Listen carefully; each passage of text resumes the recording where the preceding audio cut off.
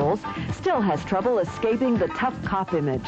If I could have had 2 years and then gone from there wacko, right smack into motion pictures again, it would have been great. But the 4 years and the 120 in the reruns made me, for many years, Elliot Ness, all of which I never minded, because Elliot Ness was a character I respected. And Robert Urich, a veteran of no fewer than 6 TV series, including Vegas, finds himself in the same boat. So Urich plans to forsake television for the time being to do a play at Washington's Kennedy Center, co-starring his wife, Heather Menzies. And chances are she understands Urich's dilemma all too well. Menzies has been more or less unemployed since the cancellation of her TV series, Logan's Run. And finally, time marches on, even for the Fonz. Henry Winkler is producing the new film, Sure Thing, but don't expect to see him in front of the cameras. Winkler feels that for the leading role of a college freshman, he's too old at 37. This is Marilyn Ringo for Good News. Members of the San Francisco Ballet have something to kick up their heels about, a new home. The $12 million facility is somewhat unique. It is the first building designed and built exclusively for use by a major ballet company. We're here with our own building says something about the stability of this art form, that it's here as a viable, tangible part of the life of this community. Every effort was made to assure this would be the ultimate dance facility. For example, more than 30 different floor sections were constructed for testing by the dancers. Votes were then cast to choose the most functional and comfortable floor for dancing. But perhaps the best news concerns the funding for the new building. Virtually all the money came from private contributions. Millions of TV viewers tune in each week to follow the continuing story of those vile vintners on Falcon Crest. But it's only a story, right? Wrong. Greg Lefebvre traveled to the darkest recesses of the Napa Valley to find the real Falcon Crest. Main Street, St. Helena, California, Napa Valley, the heart of California's wine industry, and the center of the West's newest tourist attraction. Traffic on St. Helena streets has more than doubled in the last 2 years, and officials here figure that most of that new traffic isn't here to see these buildings. They come to see the Spring Mountain Winery, better known as the family estate on the TV soap opera Falcon Crest. The 99-year-old restored Victorian is the private home of Spring Mountain's owner, Mike Robbins. Not long after the show's debut, he soon found himself dodging what he called Falcon Crest groupies. People will take down the chains and drive through, or jump over the chains, roar by the signs. They're a handful that are kind of a handful, and I'm not as nice about that as I used to be. A veteran marketing executive, Robbins soon capitalized on the notoriety and brought out a second wine label, Falcon Crest. It sells briskly at tourist shops and has helped sales of his premium wines. The introduction was Falcon Crest. Then when I get over there and demonstrate our wines against the first growth wines of France and win the blind tastings, then the wine takes over and sells itself. But the entree is Falcon Crest, pure and simple. What has happened to Robbins is happening to St. Helena, but to mixed reviews. Tourists are pouring money into the St. Helena economy, some spending $110 apiece for a sunrise balloon ride. Shops that once served local residents now cater to tourists, ready, for example, to spend $45 per meal. City Councilman Gregory Hunter. The negative to that is that the quality of life, the small-town atmosphere, has changed from what we were accustomed to for many years in the past, and it's hard to reconcile the two. Hunter lost a proposal for a $1 tax on wine tours, most of which are free. The tourist explosion has helped the wineries at a time when they need it most, fighting off heavy competition from each other and from cheaper foreign imports. But few have seen the boost that Robbins' Spring Mountain has. He's expanded his tours, but the house is still off limits. It's my home, he chuckles, at least when Jane Wyman isn't here. When we return, we'll see how the Japanese have computerized everything, including marriage.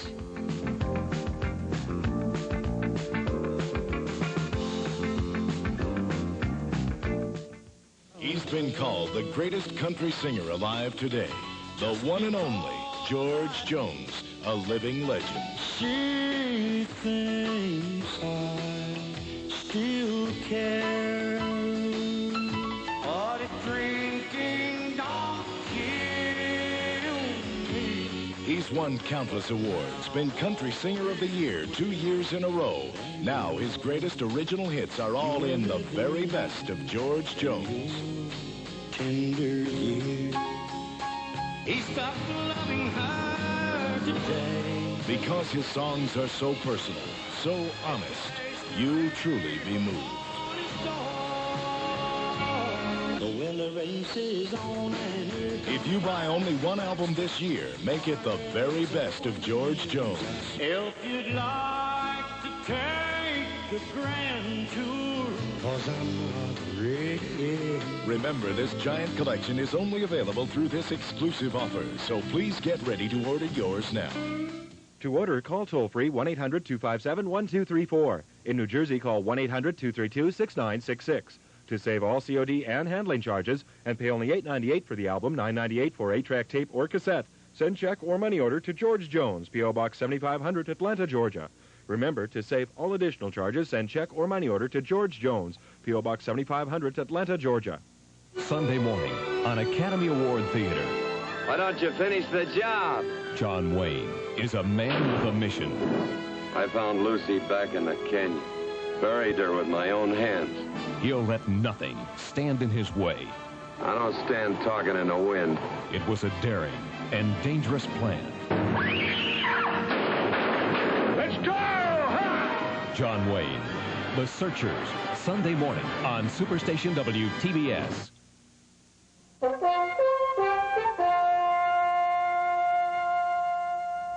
Joe Oldmixon has been given an honorary Doctor of Philosophy degree from the University of West Florida. Oldmixon and his wife have spent 3 decades in Pensacola, Florida, and their story is unique. Joe Oldmixon is truly a unique politician. He is an elected official who has no enemies. For the past 30 years, he has been the supervisor of elections for Escambia County, Florida. For 26 of those years, Joe has run without opposition. 106 and 114, I believe. 41 years ago, at the age of 17, Joe decided that he wasn't going to let some of life's hardships get in his way. He set out to beat the odds. One of his first battles was for public office. He ran for the supervisor's post and won, beating 4 other opponents. I guess it's just part of my nature to want to achieve, and I had love and friendship and a lot of encouragement. A large amount of that encouragement comes from Joe's wife of 28 years, Jeannie.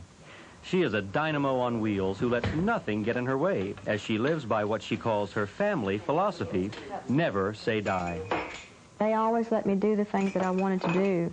If I wanted to try swimming, if I wanted to try rowing a boat, or if I wanted to go wood shopping with my father, well, I was allowed to do that. If you're going to stay in a wheelchair, it's not wonderful. You can make it good, but life is not easy. The Oldmixons are extremely involved in the Pensacola community. They volunteer a massive amount of time to help others at the Rehabilitative Institute of West Florida. Joe and Jeannie are founders and members of the board of directors at the Institute. Together, they bring a unique insight into what life is like confined to a wheelchair. Our patients can see what they do. Jeannie and Joe, they live as normal a married life as one could possibly do under the circumstances. And they make the difference. In many cases, people see them and say, yeah, well, if they can do it, I can too. I really think being involved keeps you active, keeps your mind occupied, and you're a lot healthier and happier both than just sitting home, you know, moping or just giving up on life. This is Sonny Knox for Good News. The 10th annual New Year's Word Banishment List is out. The list is compiled by the Unicorn Hunters of Michigan's Lake Superior State College. At the top of the list is high tech. They say it's redundant. Build down is also there. The hunters say build down makes absolutely no sense. Phrases also made the list. Earning a dishonorable mention was get in touch with your feelings, for sure. Most computer dating services in this country are designed to help you meet that special someone and hopefully fall in love. Things aren't quite the same, though, in Japan. Marriage Japanese style is an elaborate and often expensive affair, and nowadays the event itself isn't all that's costly. The actual meeting of the prospective couple may have cost thousands of dollars before they'd even heard of each other. The Japanese, demonstrating their ingenuity in combining the old and the new, are increasingly turning to computers to arrange their marriages, in the modern-day spin-off of the traditional matchmaker. At Altman International, one of Japan's most popular computer marriage services, the suitability of partners is emphasized rather than romance. We are looking for the compatibility, not love. If people each other love, it's okay, but love and marriage is different. Apparently, the philosophy works. When the company began operations in 1977, letters started pouring in. The result, 7,000 computer-matched marriages, with only 2 ending up in divorce. At the first meeting with the company marriage counselor, the client supplies comprehensive personal information. So detailed is the battery of questions, it includes color preferences. Once that's finished, the company computers start humming. The approach is costly, thorough, and fast. It takes the computer 2 seconds to match data and 4 seconds to print out a description of a potential marriage partner, based on more than 1,000 items of information. For a fee of $1,100, a client receives a description of a prospective partner once a week for 2 years. Of course, partial refunds are available if a couple meet and marry before the 2 years are up. To the Japanese, all of this makes good sense. In fact, such good sense that the mothers who accompany their daughters to Altman's offices say if anyone can find a good son-in-law, it's a computer. Stay tuned, because we've got a story about the people who pick up the pieces after the Tournament of Roses parade.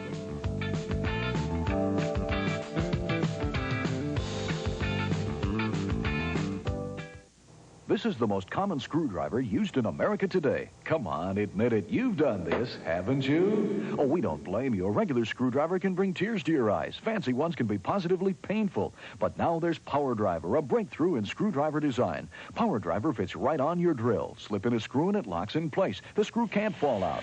Power it in fast and straight without cutting up the surface or yourself. It comes with interchangeable heads to fit most any type screw. Look at this, a depth dial built right in. Set it on number 1 and it leaves the screw raised. Use number 4 and the screw stops flush. And on number 7 it countersinks automatically.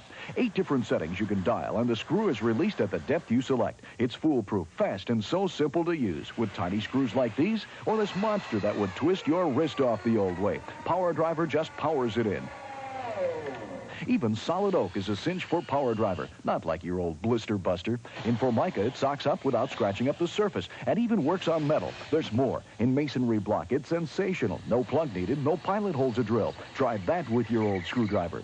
Work above your head without breaking your back. No matter what the angle, it's the fastest, easiest way to drive in a screw, and it removes them just as quick. It comes with full instructions and our incredible 10-year guarantee, plus this bonus, a complete 7-piece nut driver set. Great for swings, bikes, toys, and cars, especially those tight spots. And there's still more. Here's Nail Driver, a brilliant tool idea. Drop a nail in here and drive it home with a simple push. Nail Driver works in corners where your hammer can't reach. Now fix paneling without pounding your thumb. There's hundreds of jobs for Nail Driver. You get PowerDriver, Nail Driver, and a nut driver set, all for just $19.99. Order now.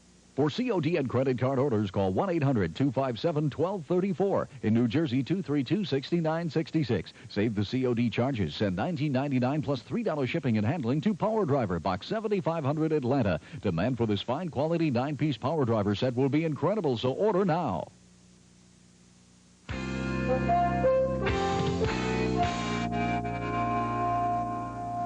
If you're prone to motion sickness, this next story may prove to be anything but relaxing. We suggest you brace yourself, remain calm, and whatever you do, don't make waves. The waterbed industry is a healthy, distinctly American business. Last year, sales rose 30% for a total of $2 billion, and that employed some 20,000 people. The industry recently celebrated a milestone, the 20 millionth waterbed sold in America. Well, it wasn't literally the 20 millionth waterbed, but that didn't matter to Ron Baskin. He got the $1,000 bed for free. You just won yourself a free waterbed. Congratulations. All right. This is Christmas. This is Christmas if I ever had it. No, you got it. After Ron was awarded a commemorative plaque, he told us why he prefers sleeping on a waterbed. I sleep more comfortably in one. You can regulate the heat. sensuous too, especially the ones with a little vibration. He just sold me on that number over here, and I got it for free. Great. John McNeil has been in the waterbed business from its beginning to Ron Baskin's sensual freebie. He thinks that waterbeds have outgrown their slightly lurid reputation. Waterbeds at one time had an unsavory reputation because of the people associated with them. The product itself is hardly unsavory. Today it's used in hospitals, child care homes, burn clinics, rest homes in some cases, and probably 20 million American homes by this point. Bob Johnson, owner of Nautical Nights, backs up his belief in waterbeds by building special beds for the handicapped. If it's successful, myself and the other manufacturer will be donating 19 more. Retail value is approximately $500, and we both had good years this year, and we'd like to give it a little bit back. The waterbed industry is proud of Bob Johnson's work, but for one day, for one unofficial spokesman, the waterbed success was more personally measured. Look, the good news in the waterbed industry is Ron Baskin today. This is Bob Farago for Good News. Something strange happens around New Year's. It seems to bring out the craziness in all of us. Here are a few of the more notable examples. Some of us spend New Year's Day holding our heads and making resolutions, but there are some of us who can't wait to do something outrageous to start the new year. In Boston, for example, the L Street Swimming Club chilled their cheeks by taking a New Year's Day dip in Dorchester Bay. Their major disappointment? No snow on the beach and no ice in the water. However, the Polar Bear Club in Cleveland, Ohio had it lucky. There was plenty of ice in the water, and hand in hand the group leapt lakeward like lemmings. But Chicago iced the cake. They not only had freezing temperatures, but snow was falling when the 20 Fathom Club took the plunge. From frozen lakes, we move west to the frozen streets of Duluth, Minnesota, where foreign exchange student Nina Rosen won a season ski pass from a radio station by being the first woman to appear in the parking lot wearing a bikini and snow skis. The perky Swede was thrilled with her victory and exclaimed, "This is America!" That's right, Nina. This is America. And this is a restaurant in Dallas, the site of the 3rd annual New Year's Day Black Eyed Pea eating contest. The rules were as simple as some of the contestants. Eat 3 bowls of peas and a jalapeno pepper as fast as you can. The winning time, 1 minute 35.